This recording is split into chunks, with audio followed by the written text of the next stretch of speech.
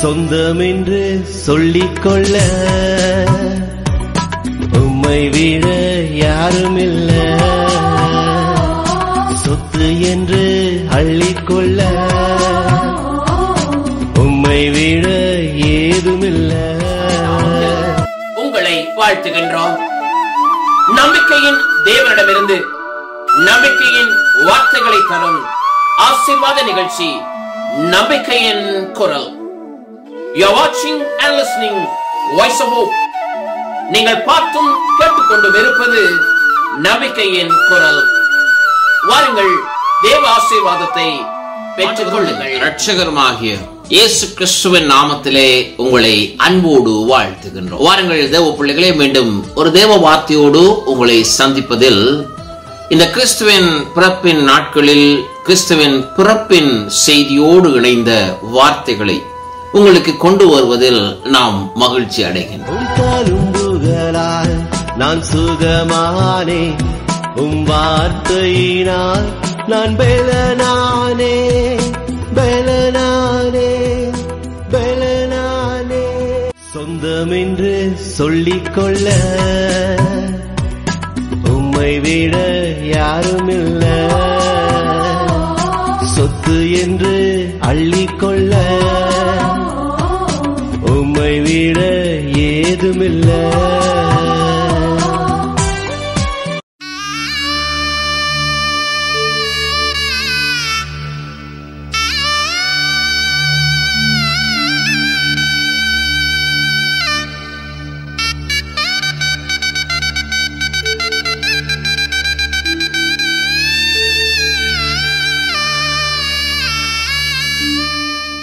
ஆம் தேவ பிள்ளைகளே, இந்த மாதத்துக்காய் தேவன் நமக்கு வைத்த வாக்குத்தத்த வார்த்தை எபேசியர் 3வது அதிகாரம் 12வது வசனம். அவரை பற்றும் விசுவாசத்தால் அவருக்குள் நமக்கு தைரியமும் திட நம்பிக்கையோட தேவனிடத்தில் சேரும் சலாக்கியமும் உண்டாயிருக்கின்றது. அருமையான தேவ பிள்ளைகளே, திட நம்பிக்கையோட தேவனிடத்துல சேருகின்ற ஒரு சலாக்கியம். உலகத்துல எத்தனையோ விதமான மனிதர்கள், எத்தனையோ விதமான மத நம்பிக்கைகள். அந்த நம்பிக்கைகள் எல்லாம் ஏதாவது ஒரு காரியத்தை செய்கின்ற பொழுது அல்லது ஏதாவது இறைவனுக்காய், கடவுளுக்காய், பரம்பொருளுக்காய் நாம் நிறைவேற்றுவோமாக இருந்தால் நமக்கு இவைகள் எல்லாம் கிடைக்கும் என்கிற ஒரு நம்பிக்கையோடு அநேக மத நம்பிக்கைகள் இந்த உலகத்திலே காணப்படுகிறது. ஒரு காரியத்தை புரிந்து கொள்ளுங்கள். கிறிஸ்துவை அறியாதவர்கள் அல்லது கிறிஸ்துவை உணராதவர்கள் ஏதோ ஒரு நம்பிக்கையில் இருக்கிற பொழுது அநேக கிறிஸ்தவர்கள் விடுகின்ற ஒரு பெரிய தவறு, அவர்களை குறைவாக எண்ணி, அவர்களை இழிவாக நினைத்து, அவர்களுடைய நம்பிக்கைகளை இழிவாய் பேசுகிறவர்கள் அநேகர் இருக்கிறார். அருமையான தேவ பிள்ளைகளே, அது கிறிஸ்தவர்கள் அல்லது தேவனுடைய கிறிஸ்துவின் பிள்ளைகளுக்கு கொடுக்கப்பட்ட வேலை அல்ல. ஆண்டவராய் இயேசு கிறிஸ்து இந்த உலகத்திலே வாழ்ந்த பொழுது அநேக விதமான மத நம்பிக்கைகள் உள்ளவர்கள், அநேக விதமான நம்பிக்கைகளிலே அல்லது கோட்பாடுகளிலே உள்ளவர்கள் இருந்தார்கள். ஆனால் அவர்கள் யாரையும் என் ஆண்டவர் இழிவாய் பேசினதை அங்கே பார்க்க முடியாது. அவர் மனதுருக்கத்தை குறித்து பேசினார், பிதாவை குறித்து பேசினார், அவர் தம்முடைய மகிமையான காரியங்களை குறித்து பேசினார். பிதாவானவர் செய்யக்கூடிய நன்மைகளை, உலகத்தின் ராஜ்யத்தின், கடவுளுடைய ராஜ்யத்தை குறித்து பேசினாரே தவிர எங்கேயாவது ஒரு இடத்துல இப்படிப்பட்ட ஒரு மற்ற நம்பிக்கைகளை இழித்து பேசுகிற ஒருவராய் அவர் காணப்படவில்லை. ஆகவே பிரசங்கிகளாயிருந்தால், விசுவாசிகளாயிருந்தால், ஆத்துமாதாய பணியிலே ஈடுபடுகளாயிருந்தால் உங்களுக்கு அன்போடு கேட்டுக்கொள்கிறேன், ஆண்டவராய இயேசு கிறிஸ்துவனுடைய அன்பை மட்டுமே கூறும்படி நாம் அழைக்கப்பட்டிருக்கிறோம். ஏன் இந்த காரியத்தை நான் சொல்லுகிறேன் என்றால், கிறிஸ்துவின் பிறப்பின் நாட்களிலே நாம் நிற்கிற பொழுது கர்த்தர் எனக்கு இந்த மாதத்துக்காய் இந்த வார்த்தையை தேவன் எனக்கு வைத்தார்.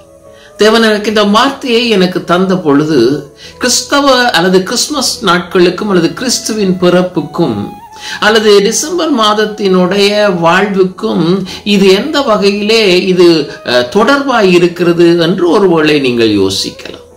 ஆனால் இந்த வசனத்தின் கடைசி பகுதி சொல்கிறது, சேரும், அதாவது தேவனிடத்தில் சேரும் சிலாக்கியம் உண்டாயிருக்கிறது. பாருங்க, பிதாவோடு இணைந்து கொள்வது, பிதாவின் சித்தத்துக்காய் நாம் வாழ்வது, அந்த பிதாவின் ராஜ்யத்திலே நாம் இணைந்து கொள்வதுதான் நமக்கு ஆண்டவராய் இயேசு கிறிஸ்து கொடுத்த அழைப்பு தேவ பிள்ளைகளே.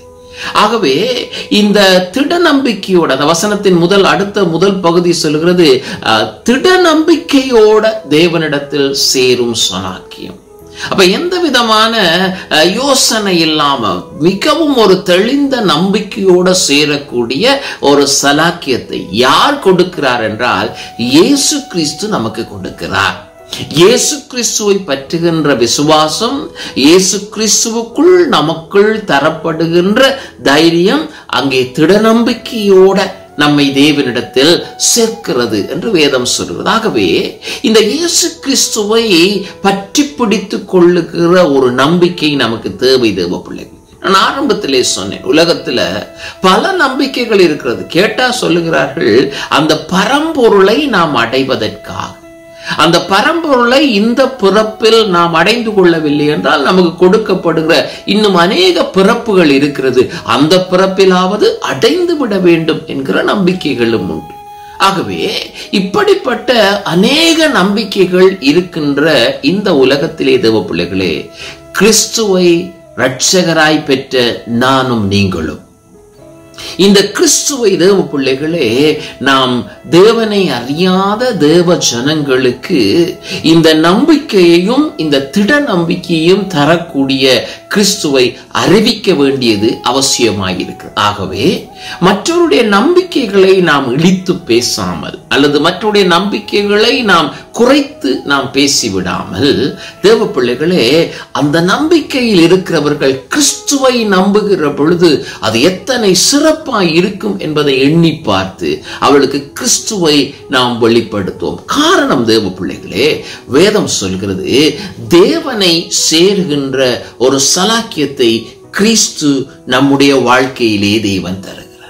அப்படினால் எப்படி அவர் நமக்கு அதை தருகிறார்? வேதம் சொல்கிறது, நமக்கு அவர் ரட்சிப்பை தருவதன் மூலமாக. ஒரு வசனத்தை உங்களுக்கு வாசிக்கின்றேன்.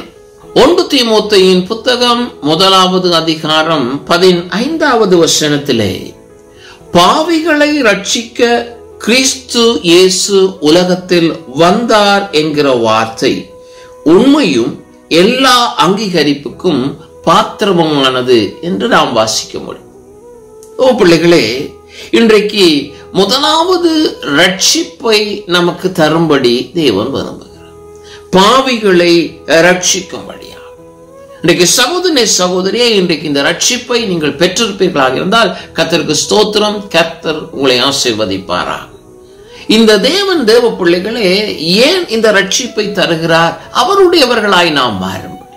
ஏன்னா அவரை பற்றுகிற விசுவாசத்துல அவருக்குள் நமக்கு தைரியம் உண்டாக்கப்பட வேண்டுமாக இருந்தால் நாம் அவருடையவர்களாய் மாறினால் மட்டுமே, அவரை ஒரு தகப்பனாக ஏற்றுக்கொண்டால் மட்டுமே.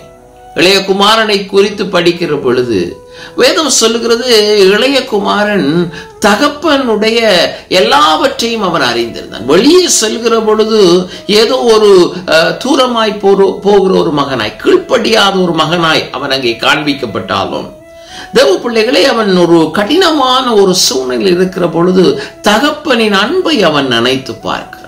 அப்ப வேலைக்காரர்களையே தனக்கு கீழே தன் தகப்பனிடத்திலே வேலைக்காரர்களாய் இருக்கிறவர்களுக்கு என் தகப்பன் அங்கே இவ்வளவு நன்மை செய்வாராக இருந்தால் பிள்ளைக்கு என்ன நன்மையெல்லாம் செய்வார் என்பதை நினைத்து பார்த்தவன், ஆனா நான் அதுக்கு தகுதி கிடையாது, ஆகவே நான் அவருடைய வேலைக்காரர்களில் ஒருவனாய் இருந்து கொண்டு தகப்பனுடைய அன்பையும் அவருடைய பராமரிப்பையும் கரிசனையும் நான் பெற்றுக்கொள்ளலாம் என்று அவன் எழுந்து புறப்பட்டு வந்தான் என்று வேதம் சொல்லுகிறது. ஆனால் தகப்பன் என்ன செய்கிறார்? அவனை வேலைக்காரனாக அல்ல, மீண்டும் அதே மகனாக. எப்படி மகனாய் எடுத்தார்னு சொன்னா, காணாமல் போனவன் கண்டுபிடிக்கப்பட்டான், மரித்தவன் உயிர்த்திருக்கிறான் என்று சொல்லி ஒரு புது சிருஷ்டியாக அவனை பார்க்கிறதை அங்கே பார்க்கிறோம். இதை கேட்டுக்கொண்டிருக்கிற சகோதரனே, சகோதரியே, இப்படிப்பட்ட ஒரு விடுதலையை தேவன் நமக்கு தரும்படி தேவன் விரும்புகிறார். இப்படிப்பட்ட ஒரு மகிமையை தேவன் உங்களுக்கு கட்டளையிடும்படி தேவன் விரும்புகிறார். தேவ பிள்ளைகளே, ரட்சிப்பை தரும்படி. அப்ப இந்த ரட்சிப்பை இப்பொழுது யாருக்கெல்லாம் தேவன் கொடுக்கிறார்? முதலாவதாக தேவ பிள்ளைகளே, அவரை யாரெல்லாம் தேடுகிறார்களோ, அவரை யாரெல்லாம் அறிய வேண்டும் என்று விரும்புகிறார்களோ அவர்களுக்கு தேவன் ரட்சிப்பை கட்டளையிடும்படி தேவன் விரும்புகிறார். அதற்கு உதாரணம் சகையு என்கிற ஒரு மனிதன். அவன் இயேசுவை பற்றி அவன் அறிந்திருந்தான். ஆனால் இயேசுவை பற்றிய அந்த அறிவு அவனுக்கு போதாத அவரை பார்க்க வேண்டும் என்று விரும்பினான். அப்படின்றால் ஒரு நெருக்கத்தை நான் உண்டாக்க வேண்டும்.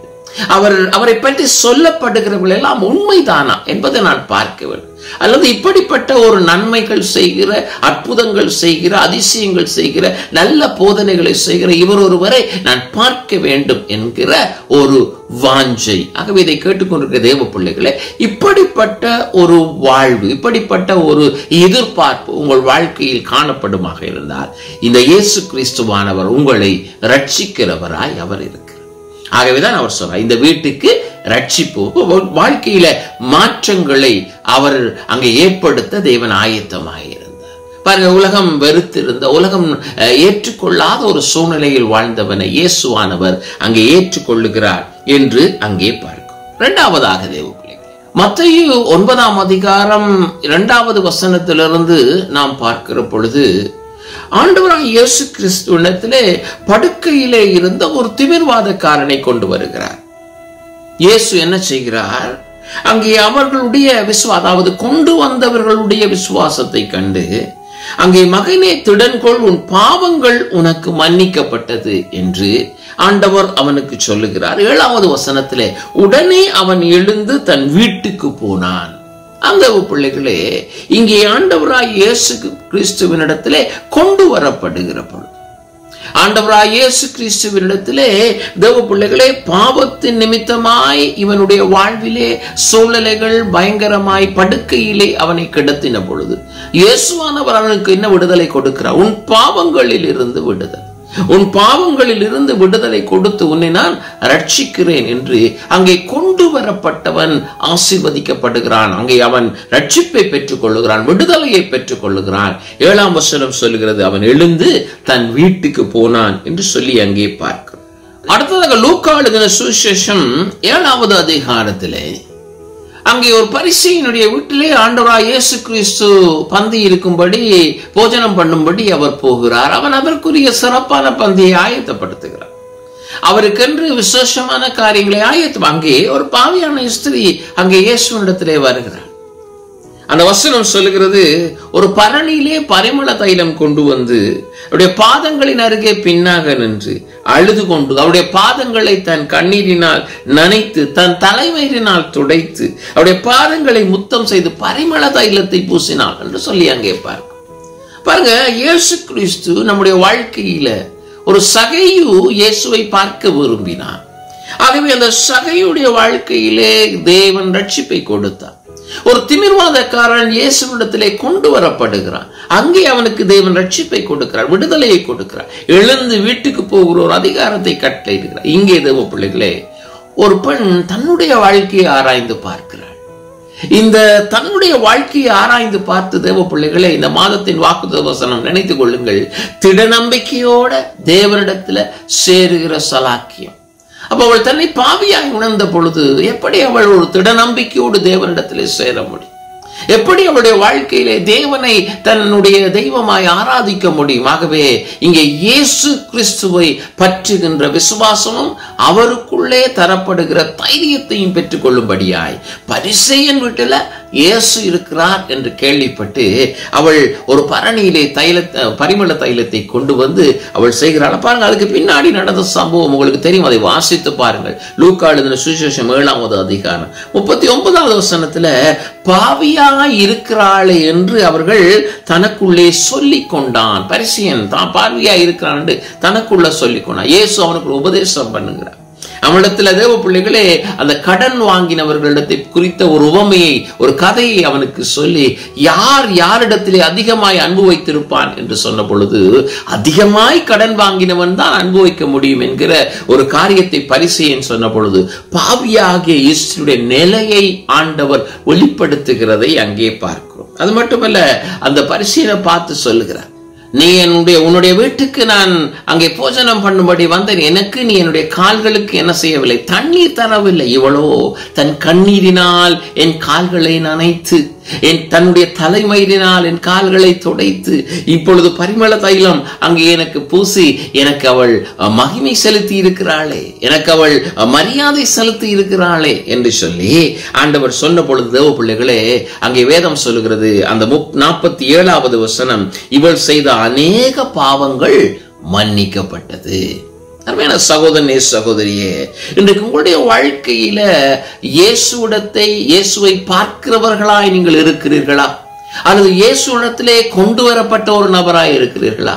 அல்லது இயேசுவினிடத்திலே தேடி வந்த உங்கள் வாழ்வுக்காக, உங்கள் ஜீவியத்துக்காக தேவ பிள்ளைகளே, அங்கே இயேசுவை தேடி வந்த ஒரு நபராக நீங்கள் இருக்கிறீர்களா? ஆராய்ந்து பாருங்கள்.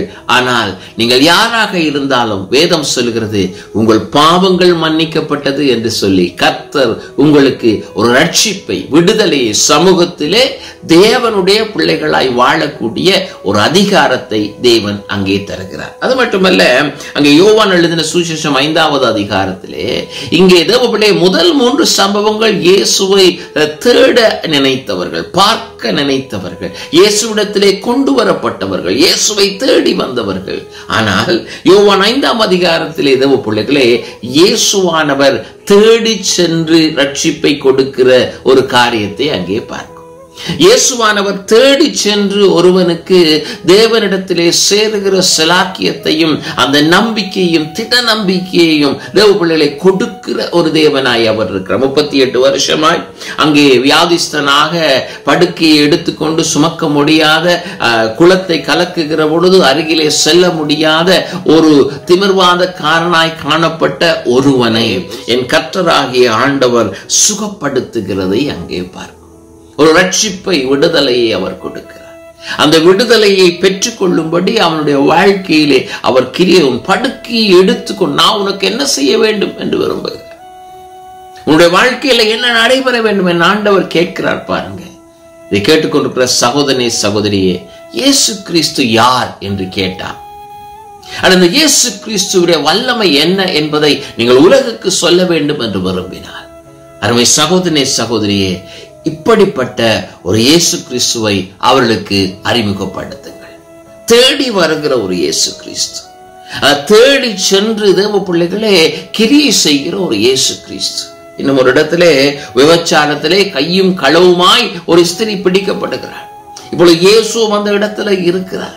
பார்த்தும் பாராமல் இன்றைக்கு நம்முடைய இக்கட்டான நிலைமைகளிலே நமக்கு ஏதாவது ஆபத்துக்கள், எங்களுக்கு ஏதாவது பிரச்சனைகள் நடைபெறுகிற பொழுது இன்றைக்கு அநேக நம்மோடு சேர்ந்து இருக்கிறவர்கள், நாம் நேசிக்கிறோம் என்று சொல்லுகிறவர்கள், பார்த்தும் பாராமல் இந்த பிரச்சனையிலே நமக்கு சார்பாய் இருந்து விட்டால் நாங்களும் மாட்டிக்கொண்டு விடுவோம் என்று நினைக்கிறவர்கள் தேவ பிள்ளைகளே, மௌனமாயிருக்கிற அநேகரை நான் பார்த்திருக்கிறேன்.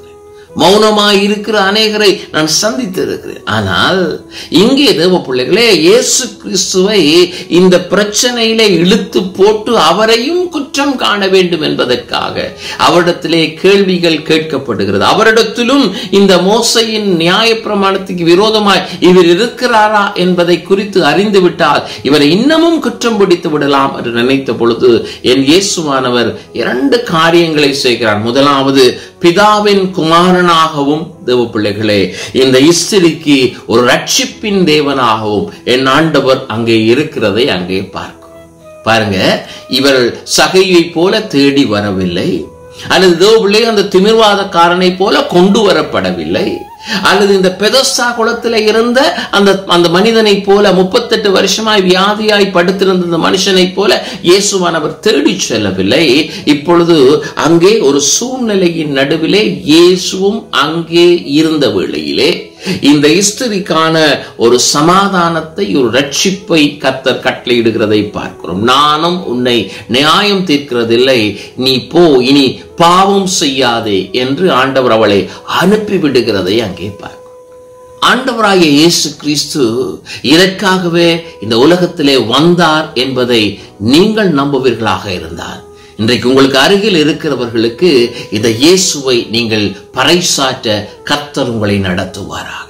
காரணம், இங்கே தேவ பிள்ளைகளே திட நம்பிக்கையோடு தேவனிடத்துல சேருகிற சலாக்கியத்தை, கிறிஸ்துவை பற்றுகிற விசுவாசமும் அவருக்குள் நமக்கு இருக்கிற தைரியமும் தான் அது கிட்டி சேர பண்ணும் என்று வசனம் சொல்லுகின்றது.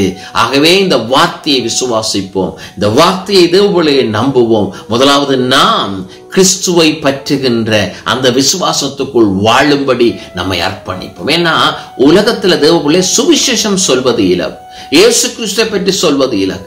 அவருடைய வசனத்தை கொண்டு போய் வைத்து தேவபிள்ளை வியாக்கியானம் பண்ணி மற்றவர்களுக்கு இயேசு கிறிஸ்துவை ஏற்றுக்கொள்ளுங்கள் அவர்தான் இரட்சகர் என்று சொல்லிவிடுவது இலகு தேவபிள்ளைகளே. ஆனால் இன்றைக்கு அவைகள் கூட ஏற்றுக்கொள்ளப்பட முடியாத வசனங்களாய் அவைகள் இருக்கிறது. காரணம், அதை அறிவிக்கிறவர்கள் அவர்கள் சாட்சிகளாக இல்லை.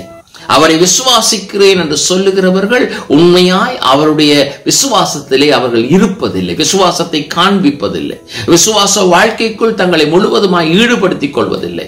சாதாரண உலக மனுஷரை போல விசுவாச குறைவுள்ளவர்களாய் அவர்கள் வாழுகிறார்கள். ஆனால் வேதம் சொல்கிறது, இயேசு கிறிஸ்து, அதாவது அவரை பற்றும் விசுவாசத்தால் அவருக்குள் நமக்கு தைரியம் அங்கே தரப்படும்.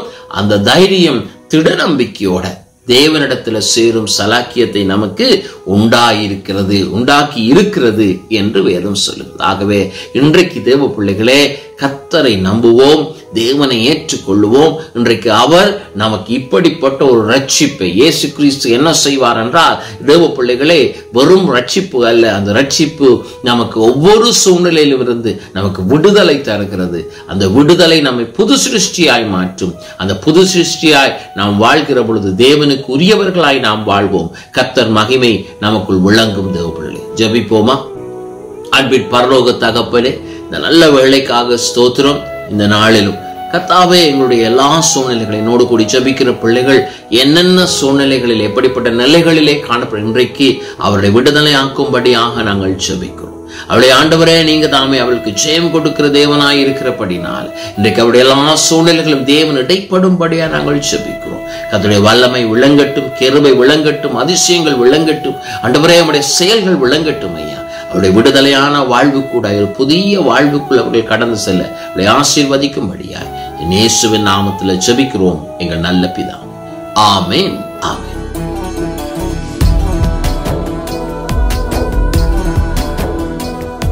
ஆம் சகோதரனே, சகோதரியே, மீண்டும் தேவ வார்த்தையோடு தேவ செய்தியோடு உங்களை சந்திக்கும் வரை கர்த்தர் தாமே உங்களை ஆசீர்வதிப்பார் என்று கூறி உங்களிடத்திலிருந்து நான் விடை பெறுகிறேன்.